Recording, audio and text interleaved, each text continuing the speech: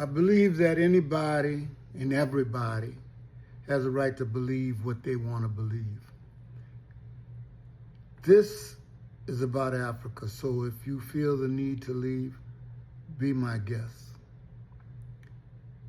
Family, whether we like it or not, we're stuck with one another. Whether we like it or not, we secretly have parts of us that we don't like, don't want to be affiliated with. But whether we like it or not, the truth is the truth. And this is why they had a discipline called science, something that could be proven instead of believing in things that you don't know nothing about, you never saw, you just don't know. So I'm choosing to believe in something I know exists, Africa. Let's speak plainly. Whether you live in Lagos, or London, Accra, or Atlanta, Nairobi, or New York, our struggles may look different, but they come from the same root. On the continent, we fight for control of our resources, for leaders who put people before profit, for freedom from foreign interference. And in the diaspora, we fight against racism, economic inequality, and systems that keep us at the bottom. Different battles, same war. And this war has been fought by giants. Thomas Sankara, Kwame Nkrumah, Patrice Lumumba, Muammar Gaddafi. Leaders who dreamed of an Africa that was so strong and united.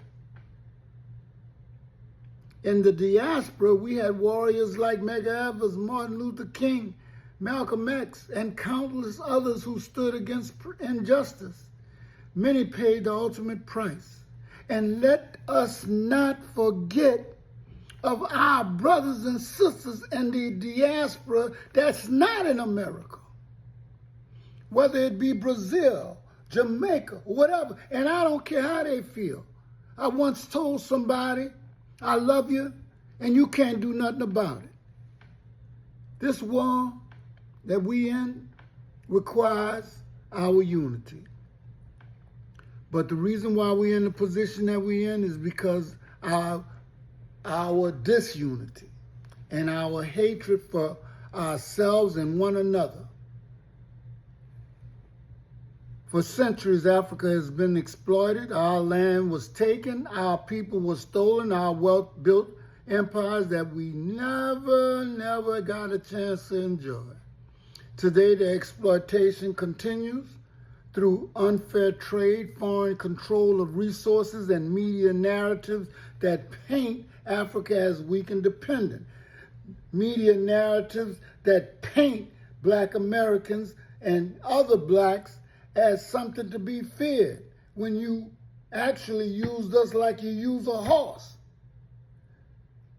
In the diaspora, we see the same patterns. We are told to work harder, climb higher, and maybe, just maybe, we'll succeed. But individual success does not equal freedom for the masses. As I said in another video, one billionaire does not erase the poverty of millions. In fact, it makes it worse sometimes because they don't share and they're scared to share, have been told not to share, or they'll get it taken away from them. Ex-Kanye, Michael, and all the rest of them. What makes a true African? A true African is not defined by where they live, but by what they stand for. A true African stands for dignity, for justice, for unity. A true African understands that our liberation is tied together because if Africa is weak, Africans everywhere are vulnerable. That is why leaders like Captain Ibrahim Traore, and I call him Captain It, because he is the it, and he is the, I won't say that. He is showing us that courage is not dead.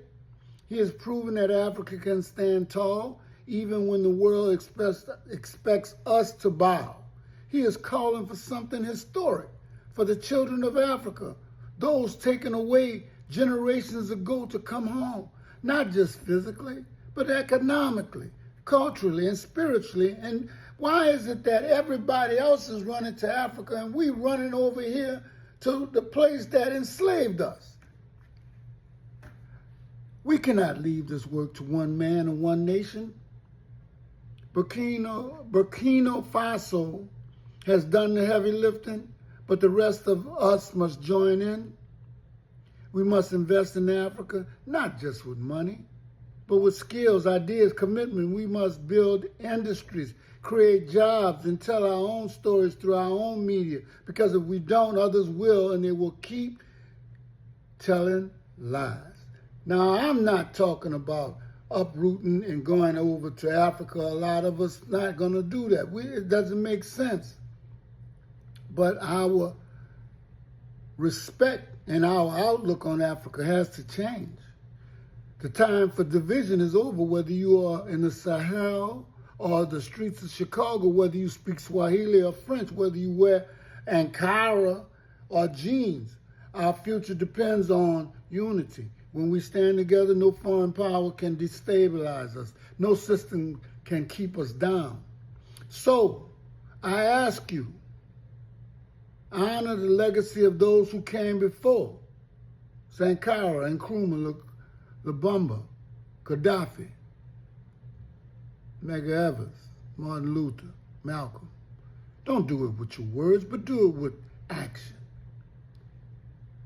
Let's build on Africa that is strong, united, and free. Let's make sure that when history writes this chapter, it says this was the generation that finished the work, not who bowed down, not who just thought of their own selves, not one marked by cowardice.